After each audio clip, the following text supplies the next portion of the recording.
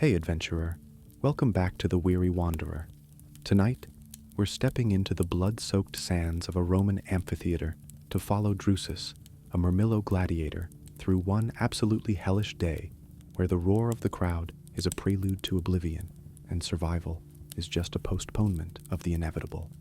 Before we dive into the sweat, fear, and questionable life choices that define a gladiator's existence, take a moment to subscribe if you genuinely enjoy these glimpses into history's most miserable professions. It truly helps the channel endure, unlike most of our protagonists. And let me know in the comments what ancient civilization fascinates you the most. Or perhaps, what modern job you think rivals this level of daily dread. I'm always intrigued by your perspectives. Now, find a comfortable spot. Trust me, you'll appreciate it more after hearing what Drusus endured. Maybe grab something to drink, preferably not watered-down wine from a Roman barracks. And let's begin our descent into first-century gladiatorial hell. The world for Drusus began not with light, but with smell.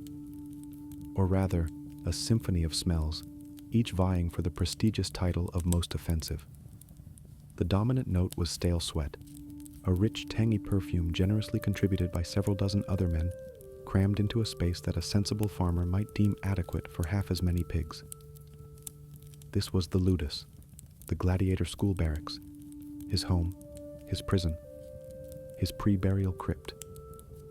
Beneath the sweat, you could pick out the earthy aroma of unwashed feet, the metallic tang of old blood that never quite scrubbed out of the wooden floors, and the ever-present miasma of the latrine trench just a stone's throw away, a distance that seemed to shrink with every gust of wind, or indeed every breath. It was, to put it mildly, an olfactory assault course, and Drusus had failed to develop a tolerance even after 6 years. Some men snored, others coughed, deep, rattling affairs that promised a slow, unglamorous end far from the arena's roar. One poor soul whimpered in his sleep, probably reliving his last fight, or worse, anticipating his next. Drusus himself was sleeping on a thin straw pallet laid directly on the hard-packed earth floor. If you could call it sleeping, it was more like a nightly negotiation with discomfort. The straw, which might have been fresh several seasons ago, was now compacted into a lumpy, unyielding mat that offered the same spinal support as a pile of rocks. It also housed a thriving community of tiny, unseen companions. Fleas, lice, and other miscellaneous biters considered him their personal, all-night buffet. He'd long given up trying to evict them. They were more permanent residents than he was. Tonight, like most nights in this suffocating Capuan summer, the air in the barracks was thick enough to chew.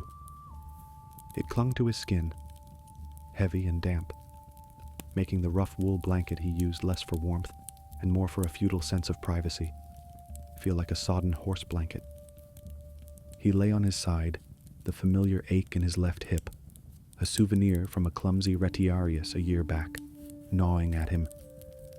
His good ear, the one not pressed into the lumpy straw, picked up the rhythmic thump, thump, thump of someone nearby methodically scratching, probably Varius. Varius always had the worst of the lice. It was one of the few constants in this life. The stink, the itching, and the knowledge that tomorrow was probably going to be worse than today. A tiny, almost imperceptible positive. At least the rats seemed to be keeping their distance tonight. Small mercies. Or perhaps they just found a fresher corpse to gnaw on in the city. One could hope. The awakening, when it came, wasn't gentle. There was no chirping of birds, no soft sunlight filtering through a window.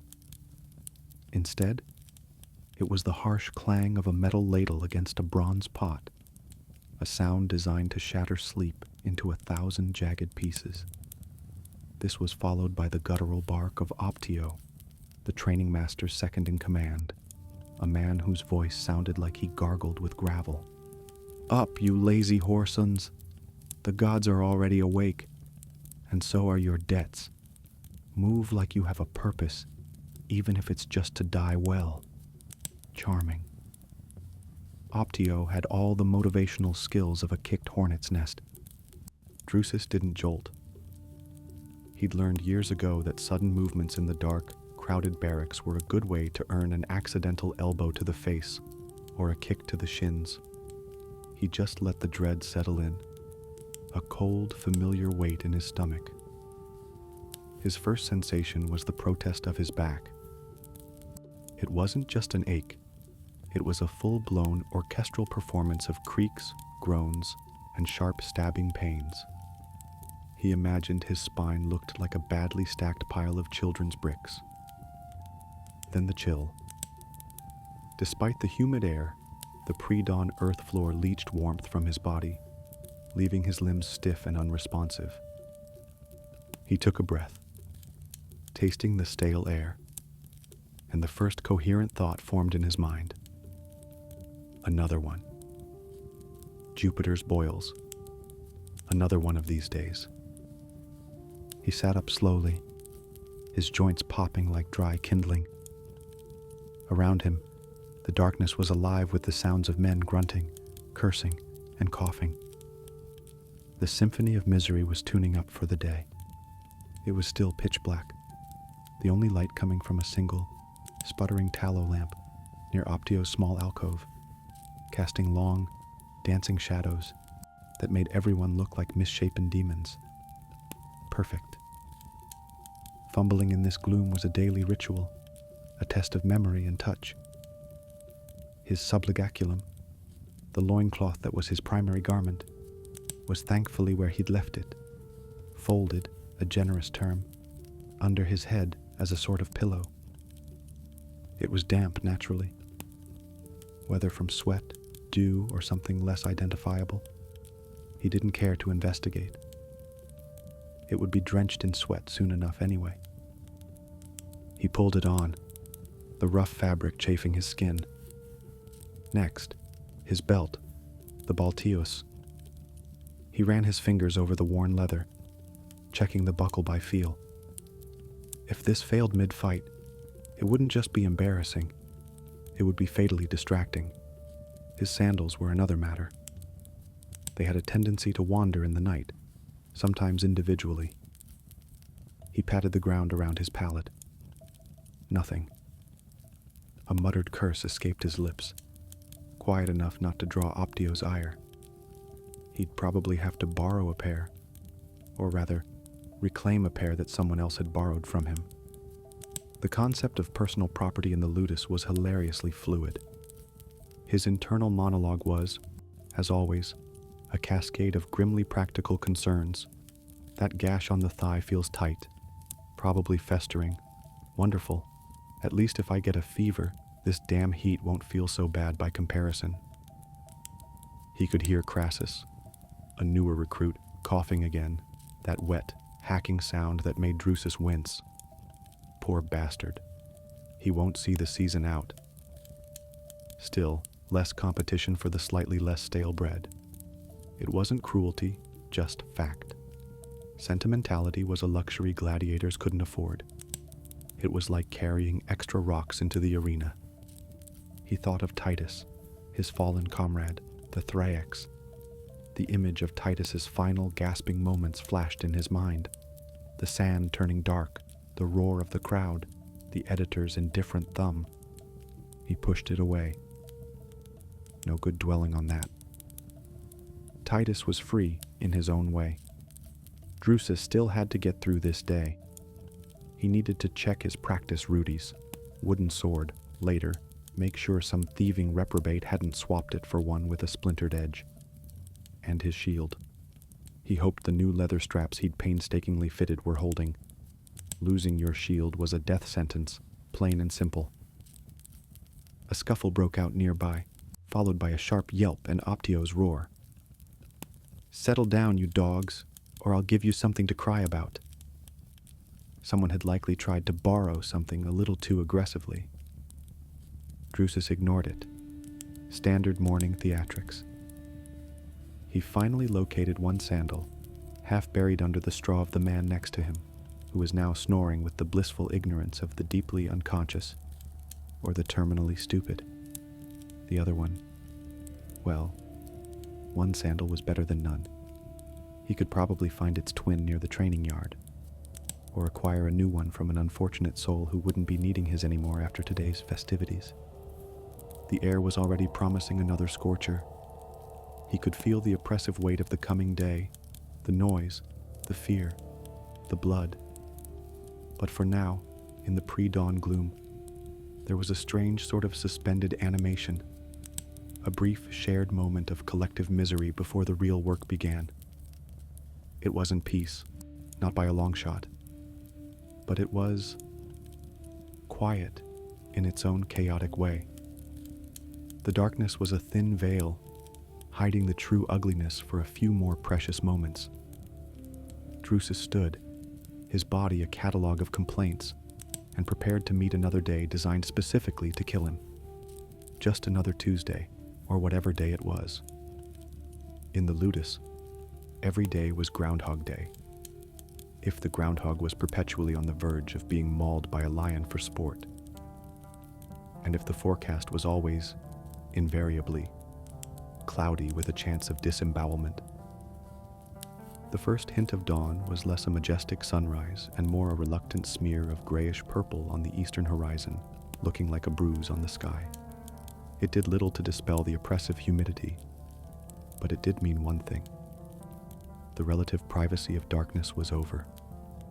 It was time to face the Lannista's domain in all its glory, the training yard. This sprawling patch of packed earth, scarred and stained, was where boys were brutally hammered into men, and men were hammered into meat for the arena. Or just hammered. Drusus, having located his other sandal near the communal water trough, it was predictably damper than its twin, shuffled towards the yard with the rest of the sorry parade. His thigh throbbed a dull, insistent rhythm with each step. The first tasks for a Myrmeo like Drusus, even one with years of experience, were never glamorous. They started with the palus, a stout wooden post about 6 feet high, planted firmly in the ground. This was his silent, unyielding opponent for the first hour. He'd spend this time with his rudies, the heavy wooden practice sword, and his equally weighty wooden shield, going through drills. Thrust, parry, block, advance, retreat, again, and again, and again. His cold, stiff muscles screamed in protest with the first few movements. The rudies felt like it was carved from lead, and the shield seemed determined to wrench his arm from its socket. Every extension of his left leg sent a jolt of fire up his injured thigh. He imagined the half-healed gash pulling apart, stitch by imaginary stitch. Just what I needed, he thought, grunting as he slammed the edge of his wooden shield into the palace. A bit of internal bleeding to start the day. Keeps things interesting. The air, still carrying the night's lingering stench of refuse and regret, filled his lungs. It wasn't exactly invigorating. The unique misery of early morning in the Ludus wasn't about freezing temperatures, not in this Capuan summer. It was about the abrupt, violent transition from a state of relative inactivity to brutal exertion. It was about the trainers, men like Optio, or worse, the doctor, the specialized instructor for his gladiator type. These men were at their most ferocious in the morning, as if they'd stored up all their malice during the night and were eager to unleash it. They stalked the yard like ill-tempered wolves, their eyes missing nothing, their tongues sharp, and their vites, a vine staff, the Roman equivalent of a drill sergeant's swagger stick, but far more liberally applied, always ready. "Drusus, are you trying to tickle that post or fight it?" barked the voice of Marcellus, the doctor for the Myrmiones. Marcellus was a retired gladiator himself, a barrel-chested man with a face like a crumpled wineskin and an encyclopedic knowledge of how to inflict pain. "Your grandmother could hit harder, and she's been dead for 20 years. Put your back into it, or by the gods, I'll have you cleaning the latrines with your tongue." Ah, Marcellus. The man was a poet. Drusus just grunted in acknowledgement, focusing on putting more force into his next strike, even as his shoulders screamed. Around him, the yard was a cacophony of grunts, thuds, and the occasional yelp as a Vitis found its mark. This was the weeding out process. Any sign of weakness, any hesitation, and you'd draw their attention like blood draws flies. And their attention was never a good thing. You could see the newer recruits, their faces pale and strained, struggling to keep up, their movements clumsy. Some of them wouldn't last the week. It was a grim, daily culling. The first crisis of the day arrived about an hour into the drills, just as the sun, now a baleful orange eye, peeked over the walls of the ludus, promising a day of relentless heat. Drusus was practicing a lunge, a movement that always aggravated his hip, when he felt a sickening lurch in his shield arm. One of the refitted leather straps on his practice shield, the one he'd meticulously, or so he thought, repaired, gave way with a dull thwack. The heavy wooden shield, no longer properly secured, wobbled precariously, nearly wrenching his wrist. He managed to catch it before it clattered to the ground, which would have been an open invitation for Marcellus to deliver a lecture punctuated with sharp, painful whacks from the Vitis. Problem, Drusus? Marcellus's voice was deceptively calm, which was usually far more dangerous than when he was shouting. He had a way of appearing as if by dark magic whenever something went awry. Drusus held up the shield, showing the dangling strap.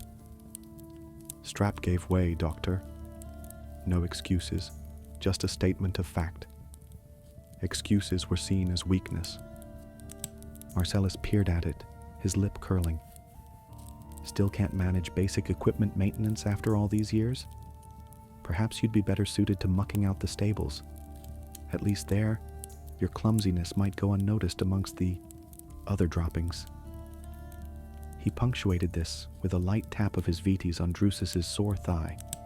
Not hard enough to be a formal punishment, but enough to make him clench his jaw. Fix it. And if you're late for sparring because of it, you'll wish it was just a strap that broke. Wonderful.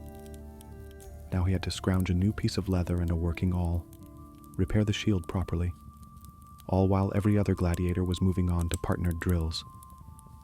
This meant he'd be behind, probably get the worst sparring partner, and definitely earn more of Marcellus's loving attention. One small positive, if you could call it that. At least it happened with the practice shield and not in the arena. That would be a truly short day at the office. Interactions with his fellow gladiators were, as usual, models of brevity and cheer. As he headed to the small, dilapidated workshop shed to find repair materials, he passed Geta, a hulking secutor whose default expression was a murderous scowl. "Still alive, Dacian?" Geta rumbled, his voice like stones in a barrel. "So far," Drusus replied, not breaking stride. "You?" Geta just spat on the ground, eloquent as ever. These exchanges were the peak of social interaction. Orders were barked by trainers or senior gladiators. Complaints were muttered under one's breath, or not at all if you valued your teeth. The pecking order was brutally simple. The skilled and strong at the top, the new and weak at the bottom, and everyone else somewhere in between, trying desperately not to slip.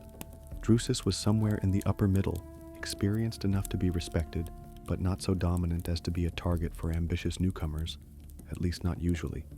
He found a strip of usable leather, surprisingly quickly, and an awl that wasn't completely rusted. The repair was clumsy with his stiff fingers, but it would hold probably. As he worked, the sounds of paired combat began. The clash of wood on wood, the grunts of exertion, the sharp commands of the doctors. He was already sweating profusely, the early morning humidity clinging to him like a second skin. His body, of course, was in open rebellion. Yesterday's phantom aches had solidified into today's concrete pains. The thigh was a constant throbbing reminder of his body's fragility. His sword arm ached from the repetitive impact against the palace. His neck was stiff. He felt about as limber as a statue, and twice as chipped. Exhaustion was already a familiar companion, settling into his bones despite the day having barely begun. It was a testament to the sheer absurdity of his profession that this was just the warm-up. The real fun hadn't even started. He could feel a headache starting to blossom behind his eyes, probably from the tension, or the stink, or the general unfairness of being alive. He finally finished the repair, the strap looking slightly less suicidal. He hurried back to the yard, bracing himself. Marcellus caught his eye and gave a curt nod towards a waiting Thryax, a wiry, nervous-looking man named Lycus. Lycus had quick feet, but a tendency to panic. This would be an irritating spar. Drusus just sighed internally. Just get through this. Get to the midday meal, such as it is. One thing at a time. He raised his newly repaired shield, settled into his stance, and faced Lycus. The sun was climbing. The day was officially and miserably underway. The thought of the actual arena, later, under the full glare of that malevolent sun, was a distant horror, best kept at bay for now. For now, there was only the sweat, the aching wood, and the endless, joyless grind. The sun, no longer a shy newcomer, had muscled its way higher into the sky, beating down on the training yard with the enthusiasm of a tax collector shaking down a penniless farmer. The initial stiffness in Drusus's limbs had been painfully worked out, only to be replaced by a deeper, more profound weariness. The sparring with Lycus, the twitchy Thryax, had been as irritating as expected. Lycus's panicked flurries were easy enough to defend, but his erratic movements meant Drusus had to stay more alert than he wanted, burning precious energy. It was like trying to swat a particularly determined fly in a sauna. As late morning bled into what would eventually become midday, the physical demands escalated with a sadistic precision. The doctores seemed to believe that the best way to prepare for the afternoon's potential dismemberment was to bring you to the brink of collapse beforehand. Logical, in a terrifying Roman sort of way. The wooden practice swords were swapped for arma scolica, training weapons made of metal, but with blunted edges and rounded tips. They were heavier than the wooden ones, designed to build stamina and simulate the true weight of combat. Each swing with the blunted gladius sent a jarring shock through Drusus's already protesting arm and shoulder. His shield, the one with the freshly repaired but not entirely trustworthy strap, felt like it was actively trying to pull him off balance. The drills became more complex, more demanding. Series of attacks, defenses, and counterattacks, all performed at speed, under the watchful, critical eyes of Marcellus and the other trainers. There was no respite. A moment's hesitation, a sloppy parry, and the Vites would whistle. It was less about learning new techniques. Drusus knew the Murmillo's trade as well as any, and more about conditioning the body to perform flawlessly, even when exhausted and in pain. Or more cynically, it was about reminding them that their bodies weren't their own. They were instruments, tools for the lanista and the arena, to be used and discarded as needed. The environmental changes were, in a word, hellish. The rising sun turned the packed earth of the training yard into a dusty griddle. Every movement kicked up fine particles that coated the skin, clogged the nostrils, and gritted between the teeth. Sweat poured off Drusus in rivers, stinging his eyes and making his grip on the gladius dangerously slick.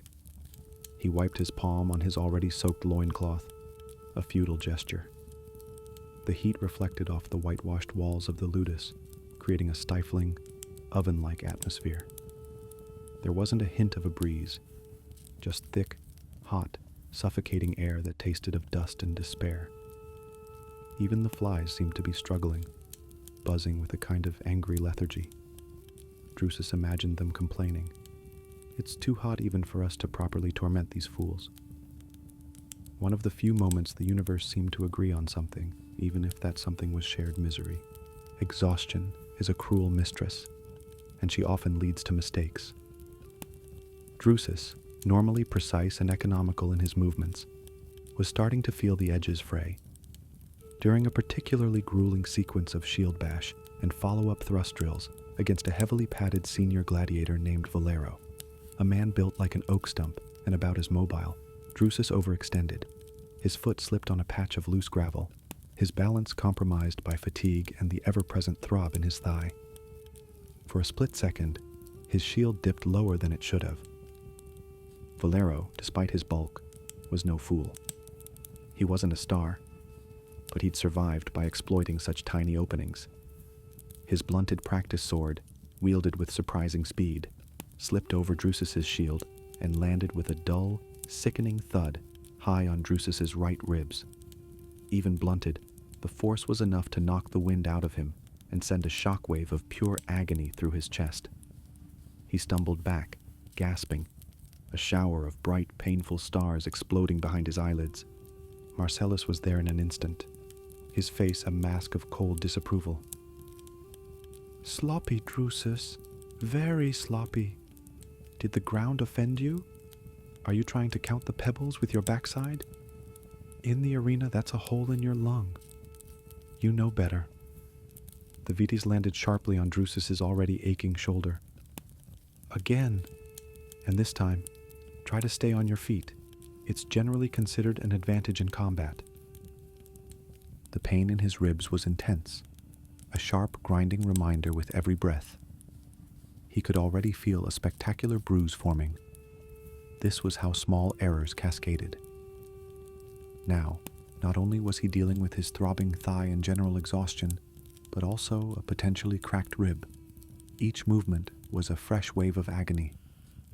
Just marvelous, he thought, forcing himself back into stance opposite Valero, who looked entirely unapologetic. Add it to the collection. My body is becoming a museum of minor tortures. Competition and conflict were woven into the fabric of the ludus. Later in the morning, the lanista himself, a portly balding man named Pompilius Scrofa, waddled into the yard. Scrofa had the perpetually worried look of a man whose investments might, at any moment, get themselves gorily disemboweled. His presence always ratcheted up the tension. He didn't watch for skill. He watched for signs of weakness. For gladiators who weren't giving their all. For fighters who might embarrass him in the arena and, more importantly, cost him money. Today, Scrofa seemed particularly agitated. He stood by Marcellus, his arms crossed, his piggy eyes scanning the sparring pairs. Drusus, now paired with a young, overly aggressive Hoplomachus, who telegraphed all his moves, tried to look competent despite the fire in his side. Scrofa's gaze lingered on him for a moment, and Drusus felt a familiar cold dread. A bad showing now, especially with the Munera underway, could mean being sold off to some backwater arena. Or worse, thrown into a no-win Noxie execution spectacle. "Marcellus," Scrofa said, his voice a wheezy rasp that carried surprisingly well. "That one, Drusus. He looks sluggish. And his last outing was hardly a triumph, was it? Just scraped a win."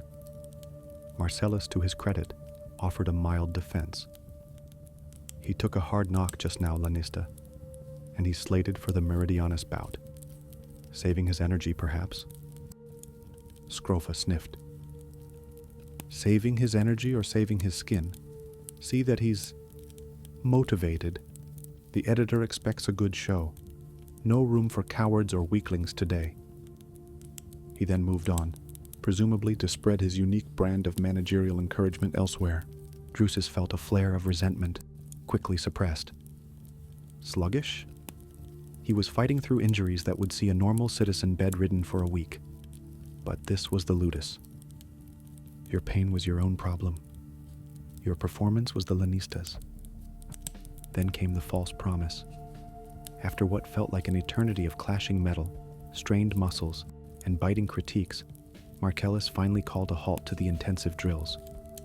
"Water," he barked. 5 minutes. Then we work on formations for the Pampa." For a glorious few moments, it seemed like the worst might be over for the morning. The Pampa, the pre-games parade, was mostly just standing around looking menacing. Compared to what they'd just endured, it was practically a holiday.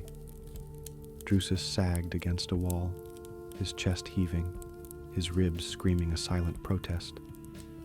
He reached for the water skin offered by a slave boy.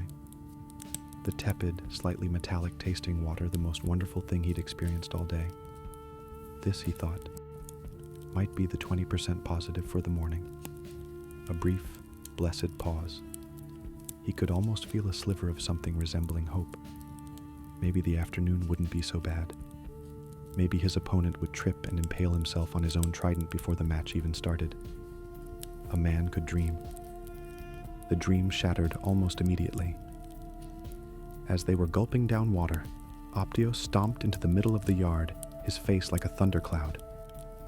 "Change of plans, you miserable curse," he bellowed, ensuring any fleeting sense of relief was thoroughly extinguished. "Scrofa's just had word. The editor wants a little extra spectacle before the main events, something to whet the crowd's appetite. So a few of you lucky bastards are going to do some light weapon-on-weapon sparring, full contact, blunted steel, but first blood wins. Just to get the crowd warmed up, you understand. Drusus, Geta, Marcus, you're up first. Look sharp, and try not to kill each other before the paying customers arrive." Drusus closed his eyes. Of course. Just when he thought he might get a moment to recover, to let the throbbing in his ribs subside even slightly, they throw this at him. Light sparring for the lanista often meant anything but. First blood could easily turn into something much worse, especially with someone like Geta, the charming secutor from earlier, who probably considered light sparring a personal insult. The 5 minutes of water break suddenly felt like a cruel joke. The sun climbed higher, seeming to mock him. The grind wasn't just intensifying. It was actively seeking new and inventive ways to crush him. The sun, that magnificent celestial sadist, now squatted directly overhead, glaring down into the training yard like the eye of an angry god. It had reached its zenith, and with it, the misery index in the ludus hit an all-time high for the day. This wasn't just heat. It was a physical assault. Metal armor components left exposed for even a few moments became hot enough to brand skin. The practiced gladius in Drusus's hand felt like it was slowly cooking his palm, despite his sweaty grip. Visibility was a cruel joke. The glare bouncing off the parched earth and the whitewashed walls forced him to squint, making his already blossoming headache throb with renewed vigor. And the insects. The flies, which earlier had seemed merely lethargic and annoying, were now galvanized by the peak heat into a frenzy of dive-bombing, blood-seeking determination. They swarmed any exposed, sweaty skin, congregated in buzzing clouds around cuts and scrapes, and generally made life an extra layer of itchy, irritating hell. Breathing meant inhaling hot dust and the occasional suicidal fly. It was, in short, the perfect weather for a fight to first blood. This impromptu sparring match, this little extra spectacle, as Optio had so cheerfully put it, was undoubtedly the worst task of the day so far, perhaps of any day. It wasn't just the physical exertion, which was bad enough. It was the pointless risk. A slip, a moment of bad luck, and first blood could easily become last breath, all for the vague purpose of whetting the crowd's appetite. A crowd that wasn't even properly assembled yet, just a few early, bored arrivals trickling into the stands of the small practice amphitheater attached to the ludus. Drusus, Geta the Secutor, and Marcus, a retiarius whose net skills were more theoretical than actual, were herded into the center of the dusty arena. No fanfare, no dramatic music, just the three of them, sweating and miserable, with Optio looking on, vitis in hand, ready to encourage the action if it lagged. "All right, you beauties," Optio drawled, a smirk playing on his lips that Drusus dearly wanted to wipe off with a shield bash. "Standard rules. First to draw blood wins their bout. Losers. Well, try not to bleed too much on the good sand. It's expensive. Begin."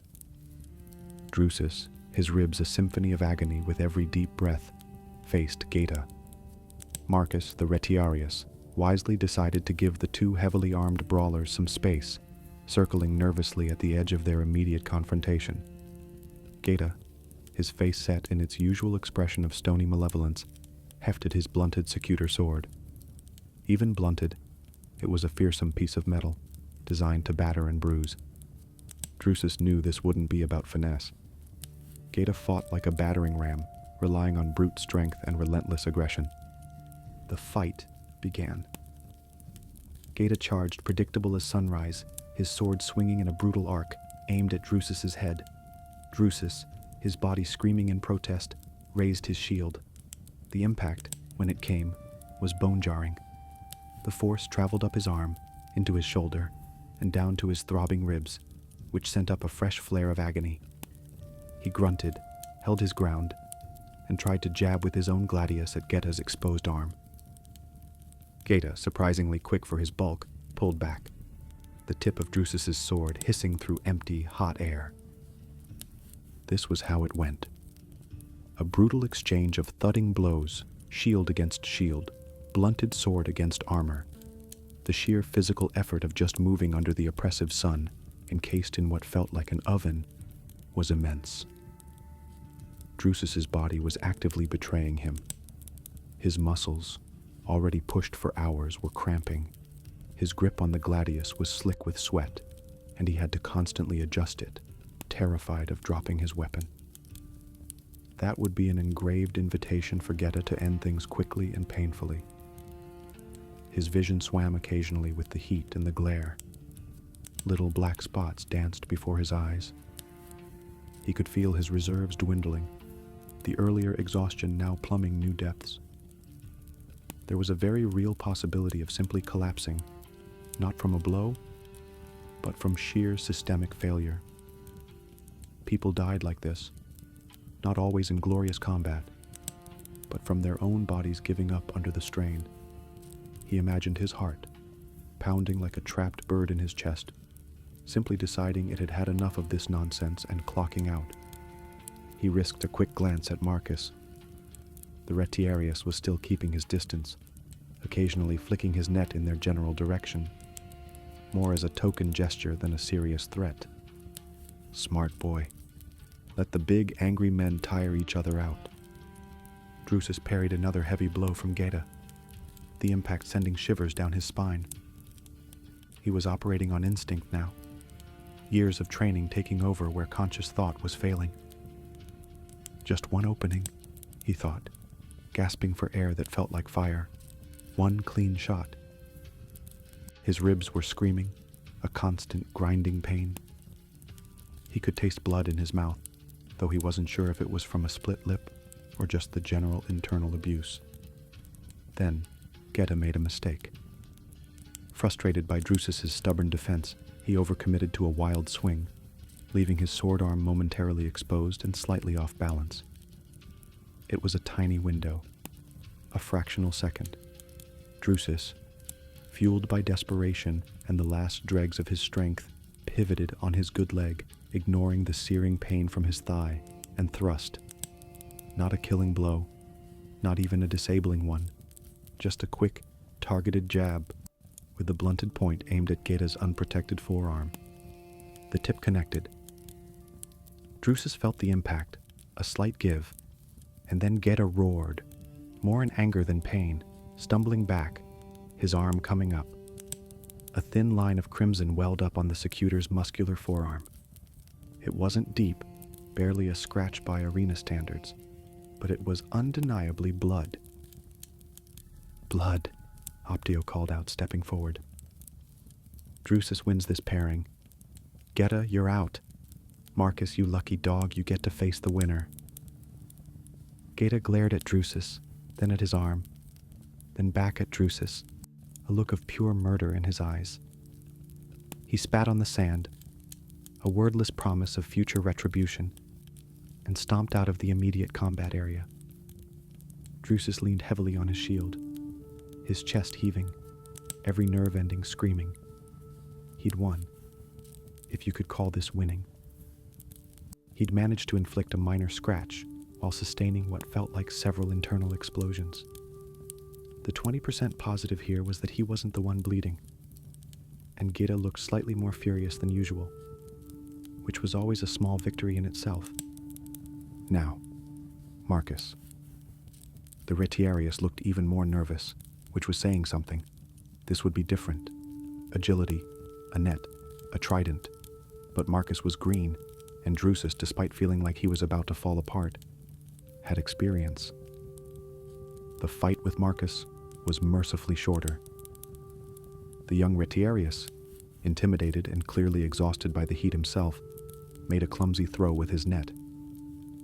Drusus sidestepped it easily. It almost looked like the net was trying to apologize for being thrown so badly, and closed the distance before Marcus could effectively use his trident. A quick shield bash to send him off balance, followed by a tap of the blunted gladius to the ribs, not hard, just a firm reminder. And Marcus yelped, more from surprise than injury. But in his flailing, he scraped his own knuckle against the rough edge of Drusus's shield boss. A tiny trickle of blood appeared. Blood, Optio declared again, sounding almost bored now. Drusus wins again. Spectacle over. Get these men some water before they die of disappointment. The meal, when it finally came after they were dismissed from the yard to prepare for the actual Munera later, was a cruel joke, as predicted. It consisted of a hunk of coarse, gritty bread that tasted vaguely of sawdust, a few shriveled olives that looked like they'd been forgotten since last season, and a cup of tepid vinegary water that was generously being called posca. This was fuel, not food. There was no rest, no shaded pavilion to recover. They ate standing in the cramped, stiflingly hot confines of the arming area near the arena cells, the air thick with the smell of nervous sweat, old leather, and despair. Drusus forced down the dry bread, each swallow an effort. His ribs protested the simple act of chewing. He tried to drink the posca slowly, but it was so unappetizing that speed was probably a blessing. This pathetic repast was supposed to power him through an actual life-or-death combat in a few hours. It was laughably inadequate, another small, deliberate cruelty designed to grind them down. The midday incident, the first blood sparring, had left its mark. As Drusus sat, trying to find a position that didn't make his ribs scream quite so loudly, he watched Gita across the room. The big secutor was pointedly sharpening his actual gladius, his eyes occasionally flicking towards Drusus with an expression that promised no pleasantries if they ever met in a real fight. The tension in the room was palpable. Men were on edge, their nerves frayed by the heat, the exhaustion, and the impending games. An argument broke out nearby between two new recruits over a piece of strapping, their voices rising until one of the senior gladiators slammed his fist against a wooden table, silencing them with a growl.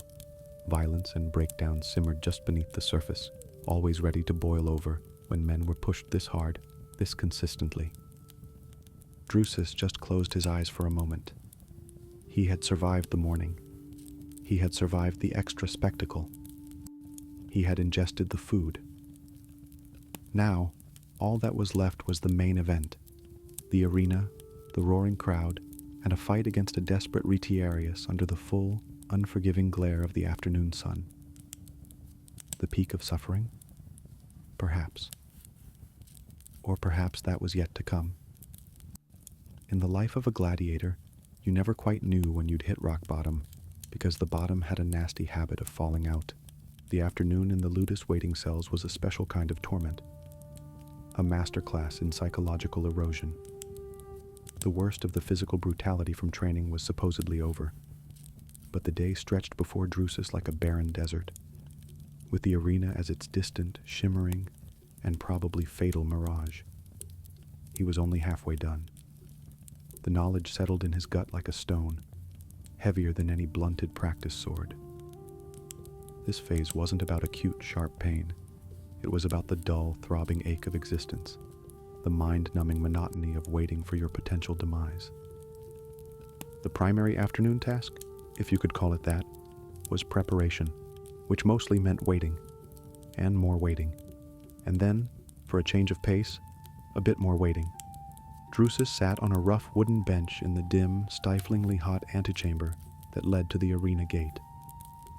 He'd already checked his actual fighting gear, his murmillo helmet with its fish-like crest, the manica for his sword arm, the ochria for his left shin, his scutum, the fighting shield, not the practice one he'd busted earlier, and his gladius. He'd run a whetstone along the edge of the blade, not to a razor sharpness.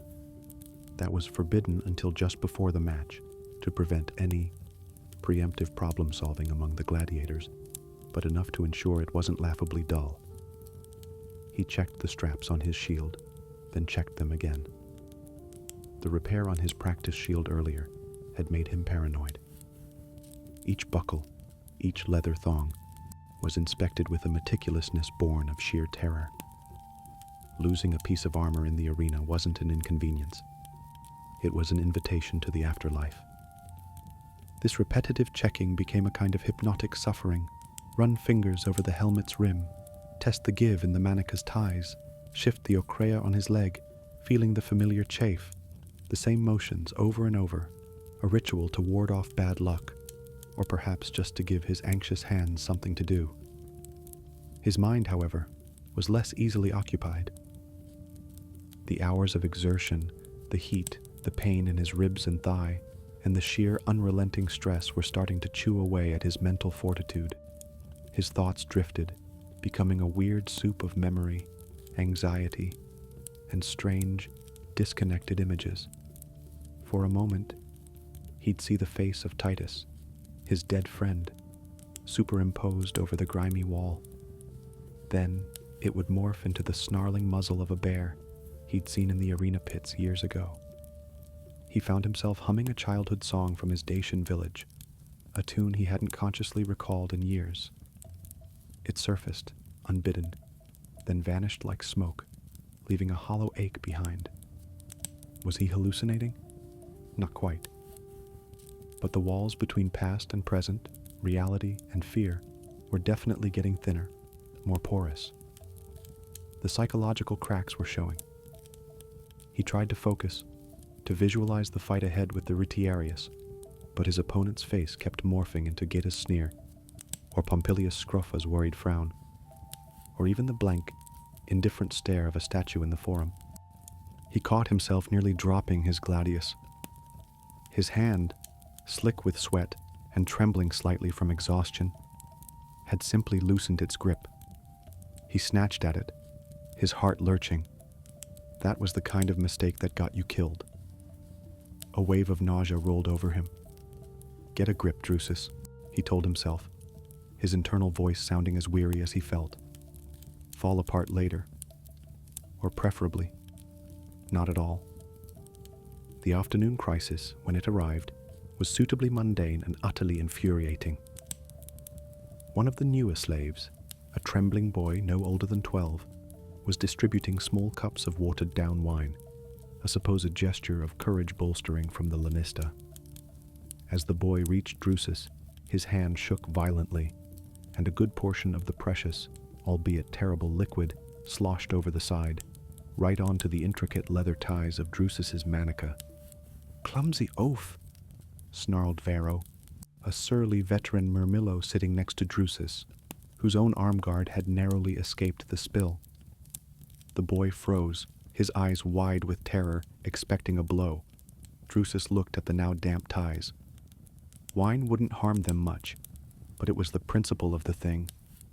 Another small, stupid irritation in a day composed entirely of them. He felt a flash of anger, disproportionate to the offense, then a wave of utter weariness. He didn't have the energy to be properly furious. "It's fine," Drusus muttered, his voice raspy. "Just try not to drown the next man." He took the cup, the remaining mouthful of sour wine doing absolutely nothing to improve his mood or his courage. Varro grunted, clearly thinking Drusus was too soft. The boy scurried away, relief etched on his face. Drusus just sighed. His arm guard would smell faintly of cheap wine in the arena, Perhaps it would make his opponent sentimental or thirsty. Even in this pit of anticipatory despair, small human moments, or their gladiator equivalent, flickered briefly. Next to him, Cassian, a young Thrax who was also slated to fight, was visibly shaking. He was trying to hide it, but his knuckles were white where he gripped his small square shield. "First time in this big an arena?" Drusus asked, his voice low. Cassian just nodded, unable to speak, his Adam's apple bobbing. "It's just sand and idiots shouting," Drusus said, trying to offer something that wasn't entirely bleak. "Same as the training yard, only they pay to watch you bleed. And the sun's usually worse." He paused. Try to remember which end of the sword to use. A tiny ghost of a smile touched Cassian's lips. "Thanks," he whispered. It wasn't much, but it was a shared acknowledgement of their absurd situation. A moment of connection before the isolation of combat. Gallows humor. The finest brand. Later, Drusus noticed his water skin was nearly empty. Before he could even register the annoyance, a hand reached over and topped it up from another skin. It was Valero, the oak stump of a gladiator who'd nearly caved his ribs in that morning. Valero just grunted, not meeting his eye, and went back to staring at the wall. A tiny kindness, unexpected, and therefore feeling enormous. It didn't make them friends, but it was a reminder that even here, basic humanity sometimes forgot to die. Then Drusus remembered Valero's punch, and the kindness felt more like a down payment on future bruises. So much for sentiment. Time in the afternoon took on a strange, elastic quality. The minutes leading up to being called to the gate crawled by with agonizing slowness. Each tick of an imaginary water clock felt like an hour.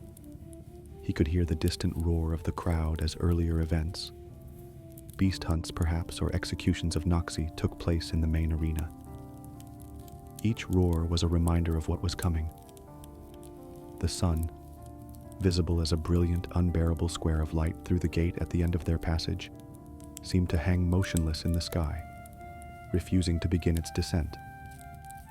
It was an eternal, baking afternoon. Yet paradoxically, when Optio finally appeared at the entrance to their holding area, his voice booming, "Mormiones and Retiari for the Meridianus bouts. Time to earn your pathetic keep." It felt sudden. All that waiting. And suddenly, no time at all. The slow crawl had become a terrifying rush. His heart hammered against his bruised ribs. The endless grind of the afternoon was over. The truly endless grind of staying alive was about to begin. The sun, having spent the day tormenting the citizens of Capua, and more specifically Drusus, was finally beginning to show signs of clocking off. It descended with the theatrical reluctance of a fading actor, painting the sky in hues of orange and purple that would have been quite beautiful if one wasn't about to potentially bleed out for public amusement. For most people, this signaled the approach of evening, a time for winding down. For Drusus, it meant showtime. His Meridianus bout, scheduled for midday, had naturally been pushed back by the endless parade of other blood sports, bureaucratic fumbling, and the editor's whims. So now, as sensible folk considered dinner, Drusus was just getting ready for the main course of his suffering. The diminishing light inside the amphitheater created an atmosphere that was somehow both more intimate and more menacing. Long shadows stretched across the sand, turning familiar arena landmarks into lurking beasts. The faces of the crowd in the upper tiers became indistinct blurs, but their voices were clearer than ever. A baying, expectant roar that echoed around the stone, hungry for action. This wasn't a new danger per se, just the same old danger with mood lighting. The urgency, however, was palpable. The show had to go on, daylight or no. They had torches ready, of course, because the fun shouldn't stop just because the gods decided to turn down the celestial lamp. This was the evening push, though for Drusus, it was the main event. This was what the entire agonizing day had been building towards. exhausted, bruised, his ribs screaming arias of agony with every breath, his thigh a dull, throbbing drumbeat of misery, and his mind a bit too friendly with phantoms. He now had to face a retiarius who was presumably feeling much fresher, and significantly less like he'd been used as a practice dummy by a succession of larger, angrier men. Excellent. The odds felt perfectly balanced if you were the sort of person who enjoyed betting on train wrecks. He stood in the gateway, the roar of the crowd washing over him. Optio gave him a shove that was probably meant to be encouraging, but felt more like an attempt to dislodge a kidney. Go on, Drusus. Make 'em cheer or scream. Honestly, either is fine, just make it loud. Such a way with words. That Optio. He probably moonlighted writing funeral dirges. Drusus stepped onto the sand. The transition from the dim tunnel to the arena's vast expanse always a jarring moment. The scale of it, the sheer number of expectant faces, never quite lost its power to simultaneously inflate your ego and liquefy your bowels. He raised his gladius and scutum in the traditional salute, his arm feeling like it weighed 1,000 pounds. Ave editor, morituri te salutant. Hail, sponsor. We who are about to die salute you. He always put a little extra emphasis on the about to die part. It felt more honest. And who knew? Maybe today he'd finally get the intonation just right. His opponent, the retiarius, was already there, preening a bit for the crowd. He was younger, quicker, and looked entirely too confident for Drusus's liking. He skipped and danced at the edge of effective range, his net whirling, trident glinting. He probably thought he was an artist. Drusus just thought he looked like a man about to discover the percussive counter-argument of a well-placed scutum. The fight itself was a blur of desperate exertion. Every instinct screamed at Drusus to conserve energy, but the retiarius was quick, forcing him to move, to pivot, to lunge when his body was already well past its credit limit. The sand, churned up by previous encounters, was loose and treacherous underfoot. His bad leg protested every sudden shift in weight with a searing jolt. The setting sun cast long, confusing shadows, making it hard to judge distance, turning the retiarius's net into a deceptive, flowing ghost. There was a near miss early on. The retiarius, fainting with his trident, suddenly flicked his net. Drusus, his reaction time dulled by fatigue and the throbbing concert in his ribs, was a fraction of a second too slow in raising his shield. The weighted edge of the net snaked out and caught his ankle. He stumbled, his heart leaping into his throat. The crowd roared, sensing a potential turning point. The retiarius lunged, trident aimed at Drusus's exposed side. This was it. This was the stupid, ignominious end, tripped like a drunken fool. But perhaps the gods of dark comedy were on his side. As Drusus fell, his bad leg gave out in a particularly uncooperative spasm of pain, causing him to twist awkwardly. This unplanned contortion, which felt like his hip was divorcing the rest of his body, made the retiarius's trident skitter off his shield boss instead of finding flesh. Drusus hit the sand hard, the impact jarring every aching bone, but he was, astonishingly, not impaled. He rolled, scrambling to get his shield between himself and his opponent, the net tangling around his leg like a spiteful serpent. He hacked at it with his gladius, adrenaline momentarily overriding the pain. The crowd was going absolutely wild. They probably thought it was a deliberate, skillful dodge. Drusus knew it was pure, unadulterated, clumsy luck.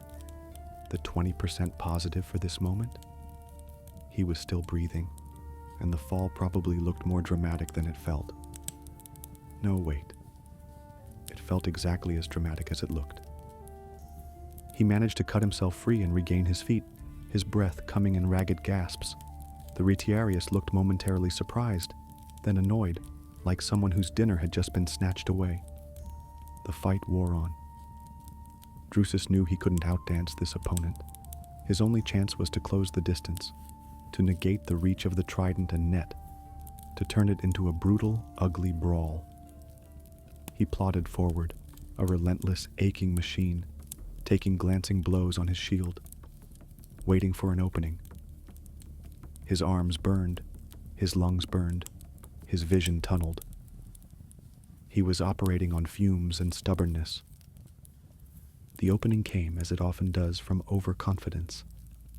The Retiarius, perhaps sensing Drusus was fading, got a little too eager, a little too close with a trident thrust. Drusus, instead of just blocking, lunged forward into the attack, his shield deflecting the prongs just enough.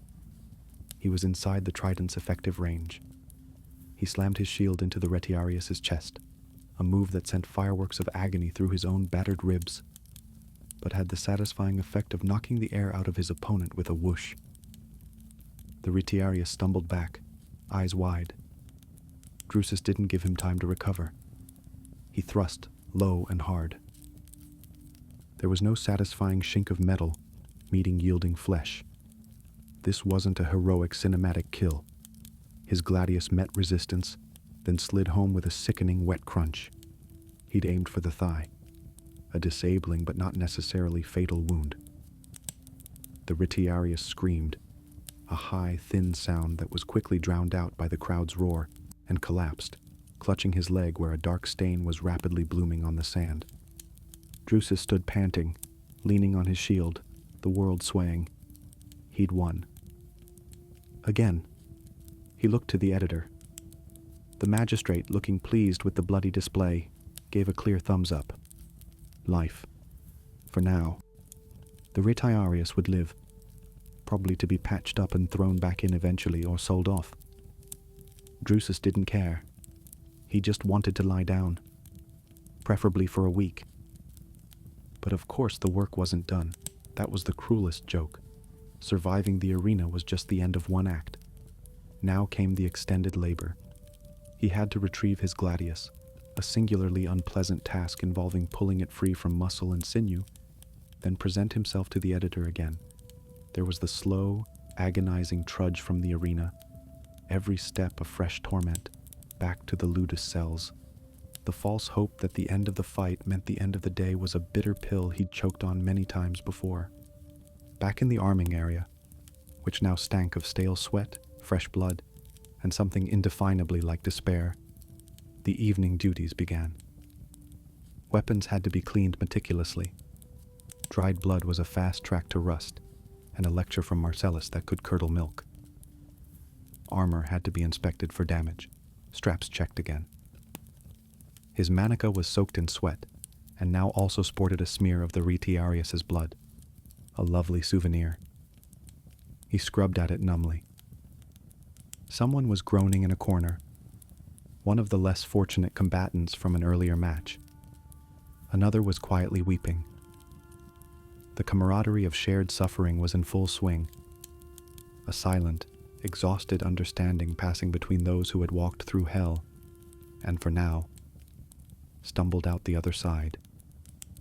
Later, much later, when it was truly dark and the torches cast flickering, unreliable light, they were allowed to return to the barracks. The journey back was a slow-motion nightmare. Every muscle screamed. His ribs felt like they were grinding together. The short distance felt like miles.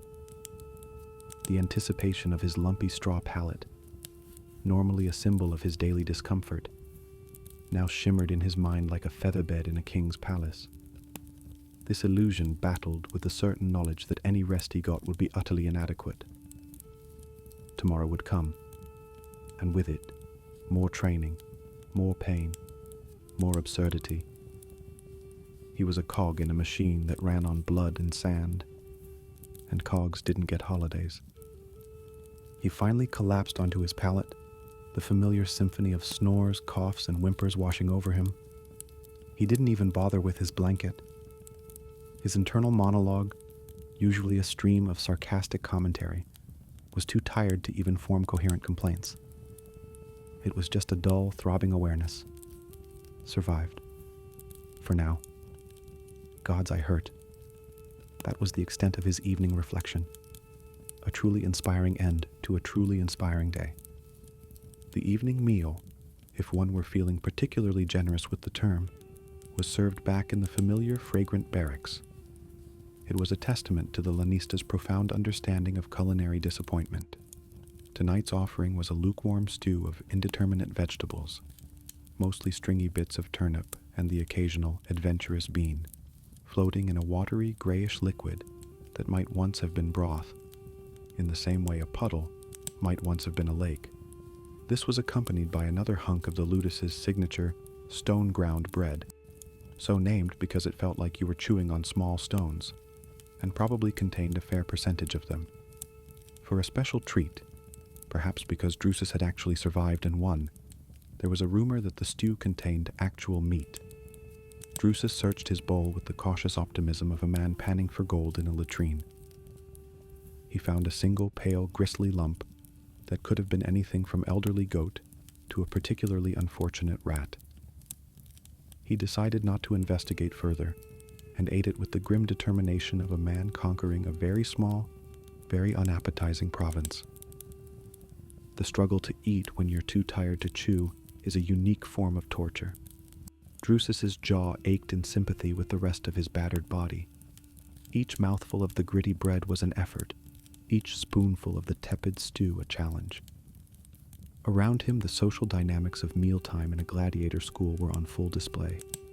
There was some hoarding, newer recruits trying to squirrel away a crust of bread for later, until a veteran casually relieved them of it with a menacing glare. There was a bit of sharing, though rare. Perhaps a slightly larger portion given to someone who'd taken a particularly bad beating and looked like they might not make it to breakfast. Stealing was less common at mealtime itself, too public, but anything left unattended for more than a few seconds was considered fair game. It was the survival of the hungriest, or at least the sneakiest. Drusus, too exhausted to engage in subterfuge, simply focused on getting the required calories into his system, however unappetizing their form. It was fuel, not pleasure. The only pleasure was when it was over. Next came bodily maintenance, or what passed for it. This was the hour of futile gestures. Drusus, along with the other walking wounded, which was pretty much everyone to some degree, assessed the damage.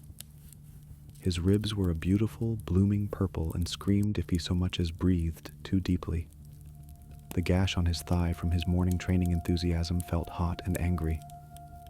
The cut he'd acquired on his forearm during the first blood spectacle, he'd forgotten about that one, a testament to how many other parts of him were screaming louder, was oozing slightly. He splashed some brackish water from a communal basin onto his face and arms. It did little to remove the grime and dried blood, merely relocating it into interesting new patterns. True cleanliness was a distant, almost mythical concept. He examined the cut on his forearm. No clean bandages here. He might try to find a rag that looked less soiled than his own loincloth to tie around it, but that was an ambitious project for another time. For now, he just let the air get to it.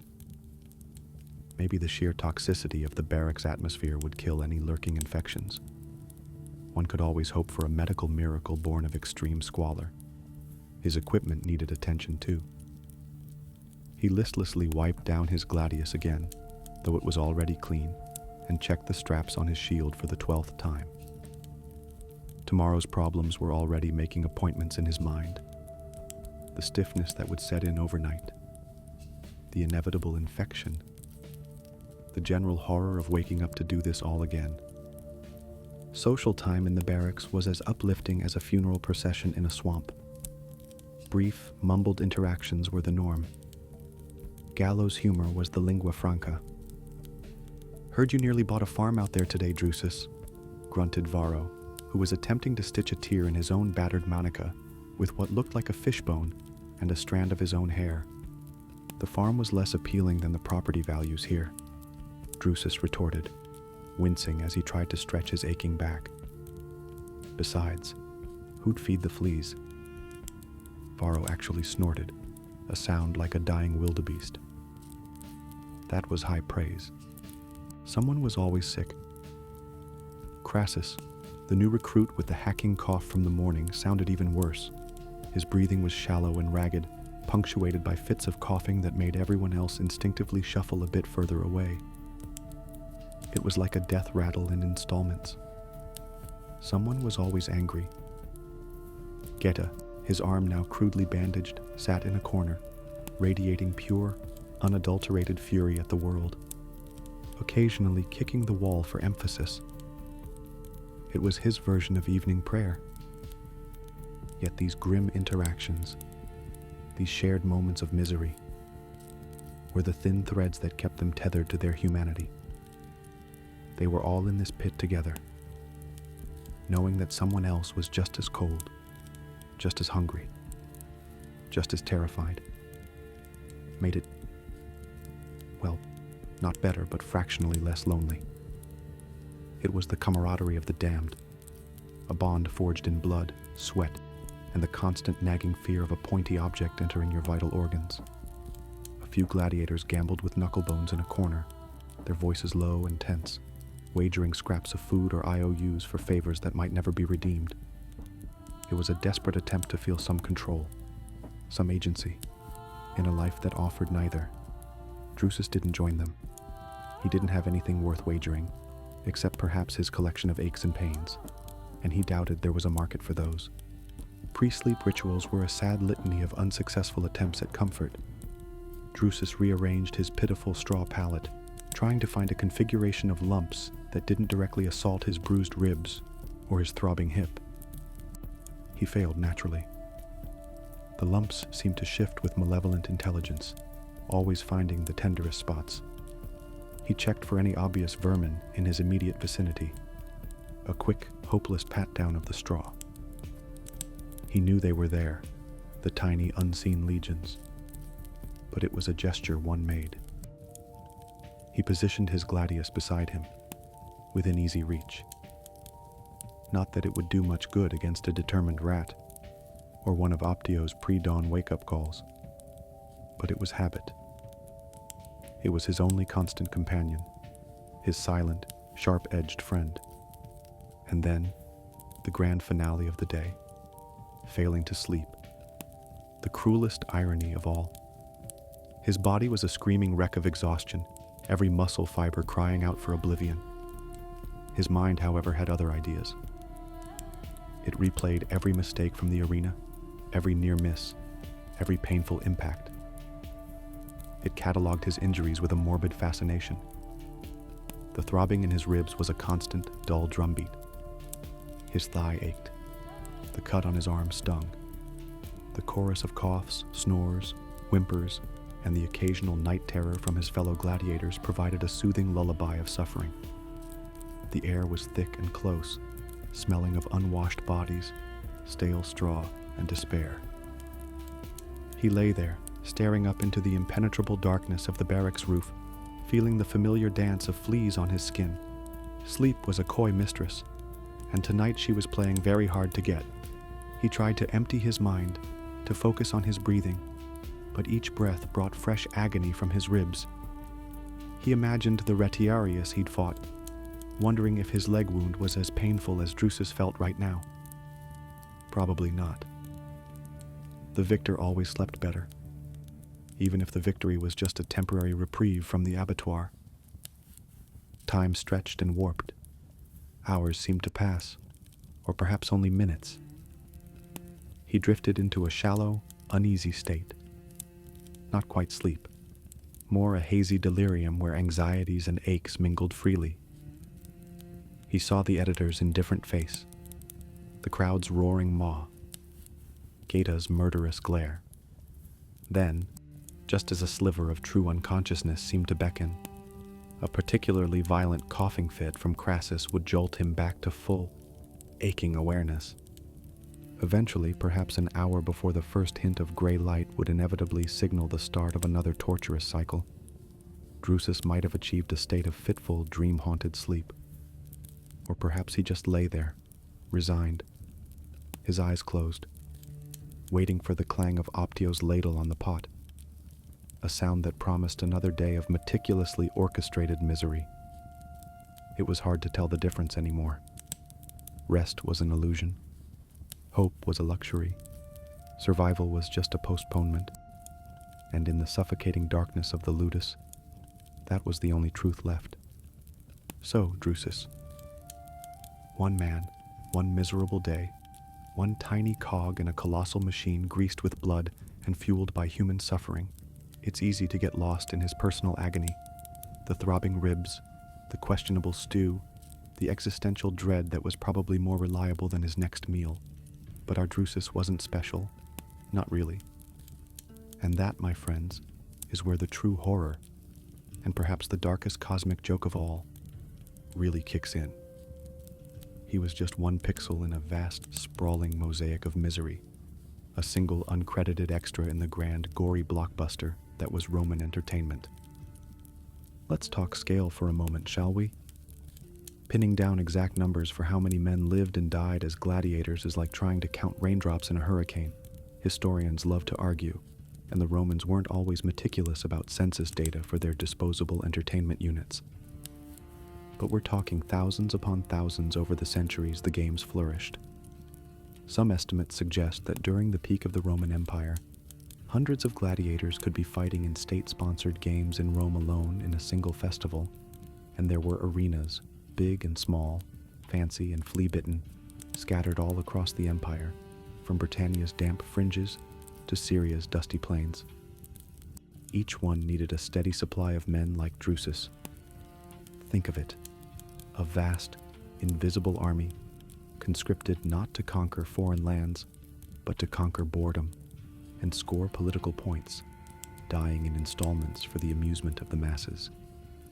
Drusus's aches and pains, his fleeting hopes and persistent despair, were echoed in countless barracks, multiplied across generations.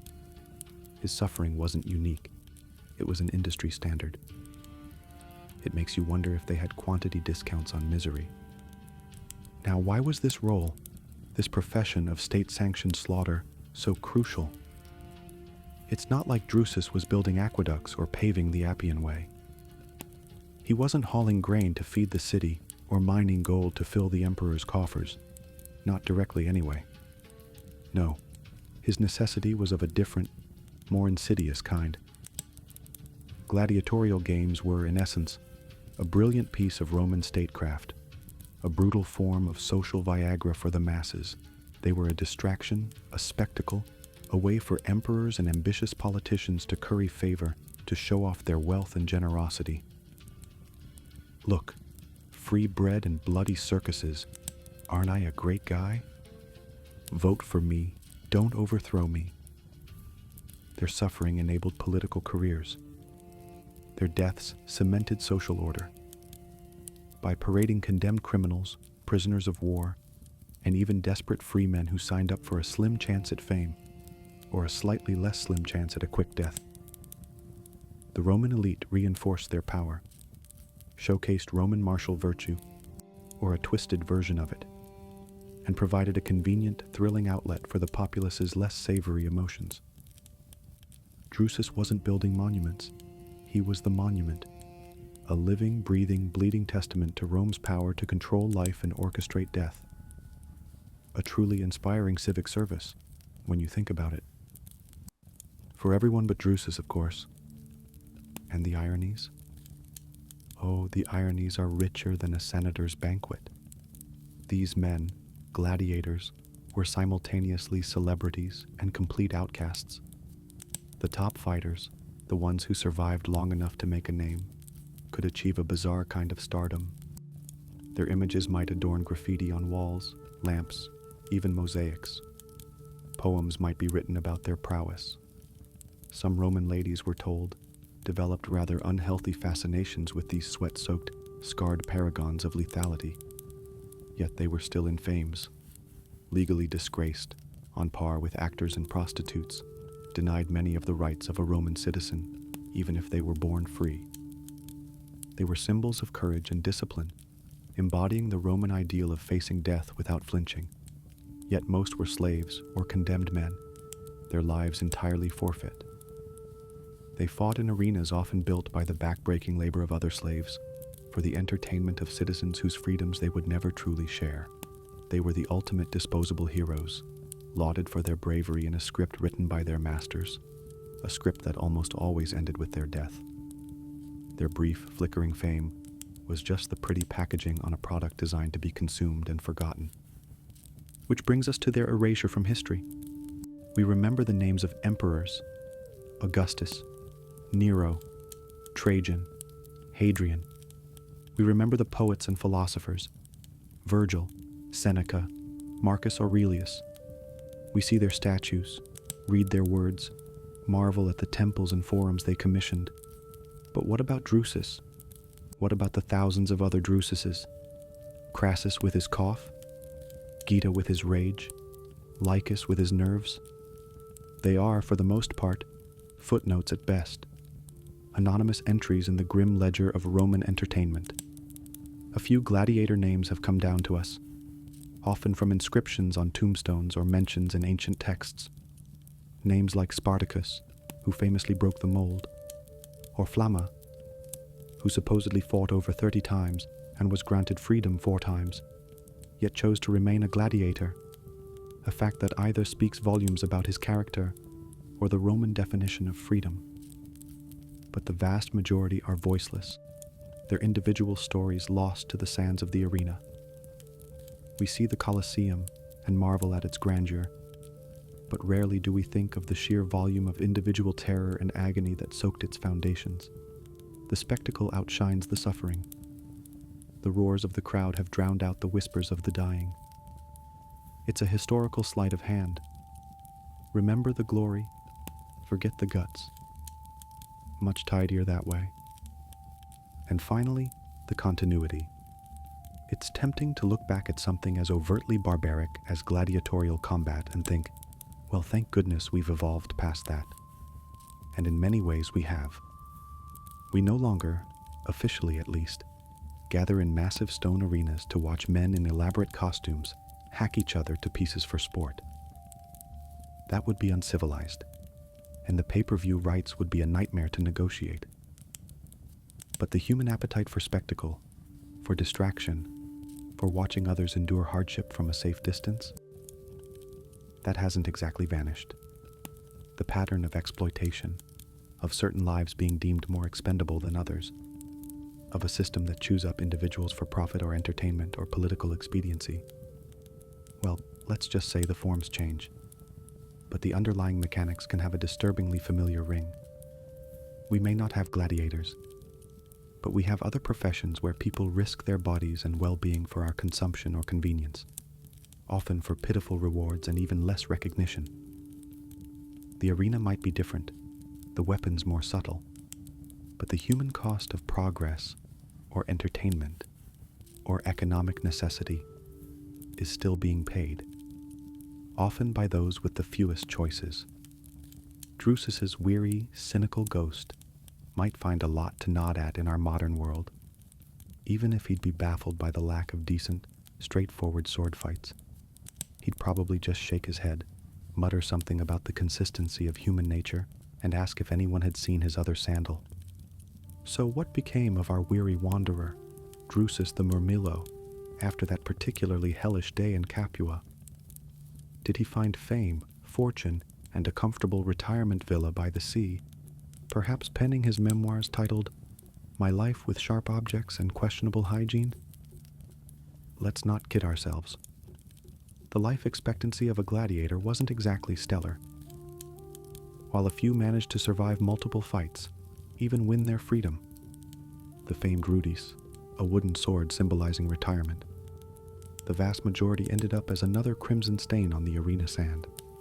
For every gladiator who walked out, many, many more were carried out, or worse, dragged out by hooks to the spoliarium, the Roman equivalent of a charnel house.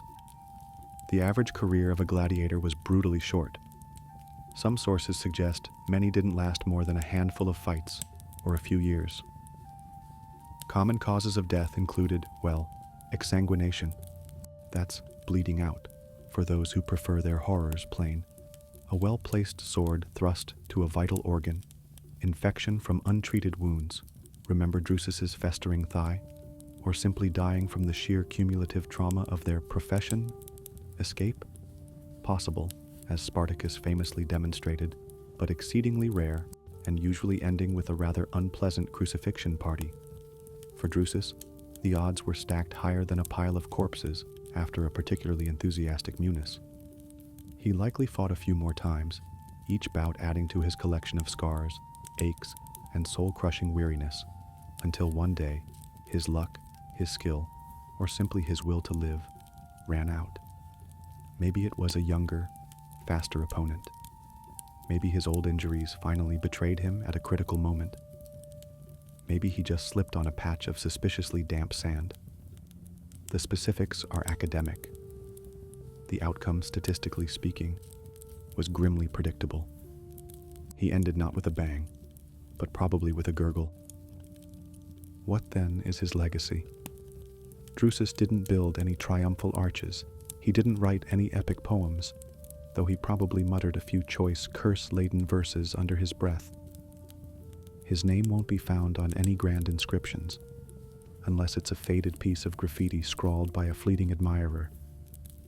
Drusus was here, and then rather suddenly, he wasn't. His true legacy is etched in the blood-soaked sand of countless arenas, in the fleeting adrenaline-fueled memories of the crowds who watched him fight. It's in the political careers he unknowingly helped fuel with his sweat and blood. A tiny anonymous stepping stone for some ambitious magistrate. His legacy is also, perhaps, in the enduring, uncomfortable human fascination with violent spectacle, a tradition that, as we've noted, has mutated but never entirely disappeared. He and his brethren are the ghostly shareholders in every brutal action movie, every violent video game, every sport where the risk of injury adds to the thrill. They're the uncredited originators of "Are you not entertained?" But here's the kicker, the bit that often gets lost between the clanging swords and the roaring crowds. Despite the brutality, the filth, the utter dehumanization of it all, Drusus was human. Shocking, I know. Beneath the layers of grime, scar tissue, and cynical resignation, there was a man who probably once had a family, a home, before the Roman war machine decided his life needed a dramatic career change. He felt pain, acutely and constantly. He felt fear, even if he was too proud or too terrified to show it. He probably experienced fleeting moments of hope, however quickly they were squashed by the hobnailed boot of reality, the hope for an easier opponent, for a decent meal, for a night without fleas, for a wound that didn't fester. Maybe he even found a twisted sort of meaning in the grim camaraderie of the barracks, in a perfectly executed block, or in the simple, stubborn act of surviving one more day when the entire world seemed designed to ensure he didn't. He might have loved once. He certainly knew loss. We don't need to romanticize him into some noble savage or tragic hero. He was likely as flawed and complicated as any of us, just with significantly worse job prospects and a much higher chance of being impaled before lunchtime. So next time you're stuck in traffic and the air conditioning in your chariot, all right, your car, is on the fritz, and the person in the next lane is an idiot, and you think this is the worst day ever, spare a thought for Drusus. Imagine his commute, which involved the high probability of mortal combat. Think about his lunch options, which made airline food look like a Michelin-starred feast. Consider his healthcare plan, which mostly consisted of hoping you didn't die from whatever was wrong with you. Suddenly, that lukewarm coffee and that pointless meeting don't seem quite so apocalyptic, do they? Your ergonomic chair might not feel like a bed of nails after all. It's all about perspective, isn't it? And Drusus's perspective was mostly sand, blood, and the terrifyingly close-up view of someone else's pointy implement. Let's leave him there then. Our final image of Drusus, not in the moment of a kill, not in the depths of his pre-dawn despair, but perhaps in that brief stolen second after a victory in the arena. He's standing there, leaning on his shield, every inch of him screaming in agony, the roar of the unseen crowd a distant, meaningless noise. His vision is blurry with sweat and exhaustion. He's covered in sand, his own blood, and someone else's. He has just faced death, and through some combination of skill, luck, and sheer bloody-mindedness, told it, not today. He is broken, battered, and utterly spent. He knows this reprieve is temporary, that tomorrow will bring its own fresh hell. But in this singular, fleeting moment, he is undeniably, stubbornly, alive. Forgotten by history, but for that instant, the most essential man in that arena. A weary wanderer indeed, who finally, perhaps, earned a moment's peace before the darkness inevitably claimed him, as it claims us all. Just usually with less stabbing.